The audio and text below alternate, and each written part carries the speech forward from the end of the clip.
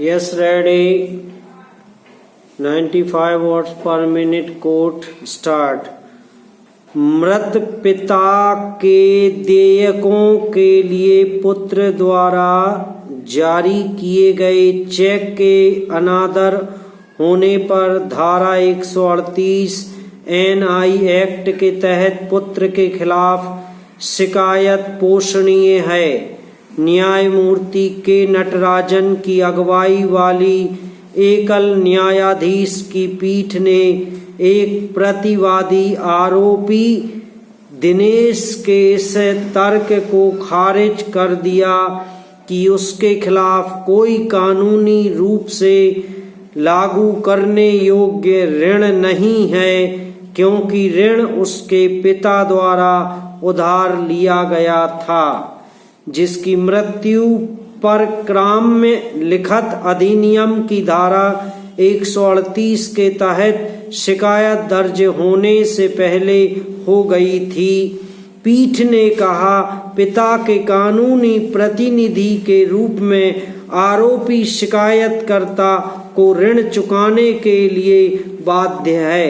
इस निष्कर्ष पर पहुंचने में पीठ ने अधिनियम की धारा 29 पर भरोसा किया, जो मृत व्यक्ति के कानूनी प्रतिनिधि को दायित्व के निर्वहन के लिए उत्तरदायी बनाती है। प्रसाद रायकर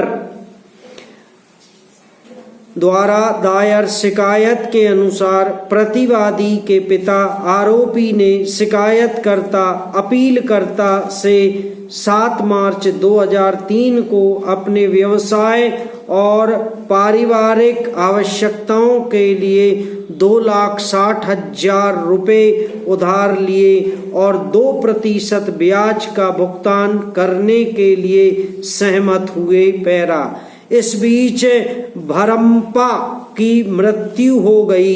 उसके बेटे आरोपी को कानूनी उत्तराधिकारी के रूप में छोड़ दिया गया, जो निजी शिकायत दर्ज करने से पहले हुआ था। भरम्पा की मृत्यु के बाद शिकायतकर्ता ने अनुरोध किया कि आरोपी ऋण राशि चुका दे, जिसे आरोपी ने अस्वीकार कर दिया। हालांकि 10 जून 2005 को उन्होंने शिकायतकर्ता को 10,000 रुपये का भुगतान किया और शिकायतकर्ता ने आरोपी से अपने पिता के कर्ज को चुकाने के लिए कहा। पैरा बाद में आरोपी ने 2,25,000 रुपये के 2 चेक जारी किए। खाता बंद होने के कारण चेक वापस कर दिए गए। आरोपी को समन दिया गया, लेकिन उसने जुर्माना नहीं भरा। नतीजतन एक्ट की धाराओं के तहत मजिस्ट्रेट के पास निजी शिकायत दर्ज की गई। विचारण न्यायालय द्वारा अभियुक्तों को दोषी पाया गया।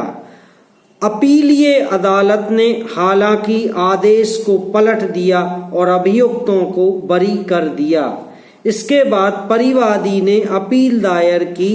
पैरा हाईकोर्ट ने कहा कि एनआई एक्ट की धारा 29 के अनुसार मृतक के कानूनी प्रतिनिधि ने एक चेक जारी किया और व्यक्तिगत रूप से उत्तरदायी है।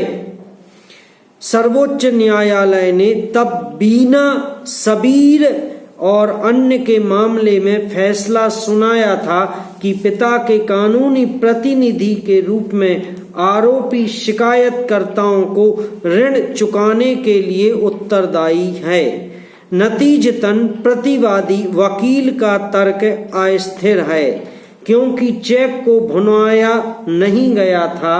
आरोपी अधिनियम की धारा 138 के तहत सजा के लिए उत्तरदायी है। एनआई अधिनियम और शिकायत अनुरक्षणीय है। हाईकोर्ट ने प्रतिवादी के इस तर्क को भी खारिज कर दिया कि ऋण कालातीत है, क्योंकि उसके पिता ने 2003 में ऋण लिया था और चेक 4 साल बाद जारी किया गया था। अतः हाई कोर्ट ने अपील को मंजूर कर लिया। अपीलीय अदालत के फैसले को पलट दिया और निचली अदालत द्वारा अभियुक्तों को दोषी ठहराए जाने के आदेश को बरकरार रखा। समाप्त।